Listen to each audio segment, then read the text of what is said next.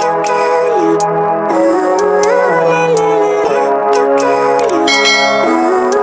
hi! Welcome and welcome back to my YouTube channel, and for today's tutorial guys, ituturo ko sa inyo kung paano nga ba mag-login sa ating Facebook app. But first, can you subscribe to my channel and don't forget to hit the subscribe button and the bell to notify you for my new updates. And if you want to learn more, just keep on watching and let's start.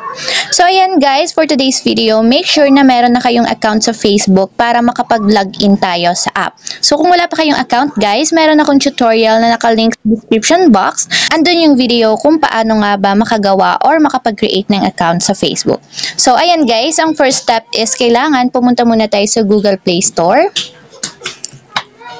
Dito sa Google Play Store guys, pupunta lang tayo sa search bar, then isi-search natin yung Facebook. So kailangan meron muna tayong application ng Facebook para makapag-login tayo ng account natin. So tap natin yung install para ma-install muna siya sa ating mobile phone. And wait natin hanggang sa matapos ma-install. So ayan guys, after ma-install, tap natin yung open para directly mapunta tayo sa pinakang app.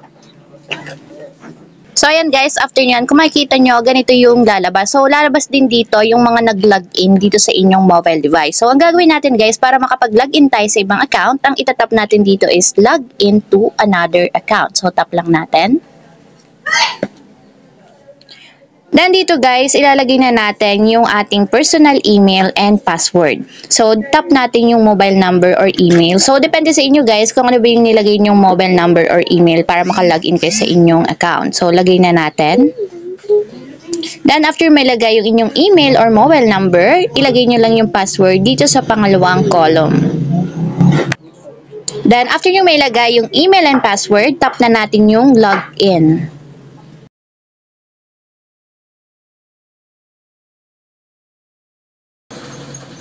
Then, after nyan guys, ganito na yung lalabas. So, depende sa inyo kung gusto nyong isave yung login info ninyo or hindi. So, mas okay guys, kung sarili nyo yung inyong mobile device, isave nyo na lang yung inyong login info. So, kung ayaw nyo naman, pwede nyong itap yung not now. So, isasave ko na lang yung login info. Tap ko lang yung save. And ayan guys, kung makikita nyo, nakalogin na tayo sa ating Facebook account. So ayan lang guys, ganun lang kasimple. Sana nakatulong sa inyo. If you have a question, kindly comment down below and don't forget to hit the subscribe button and the bell to notify you for my new updates. And thank you for watching!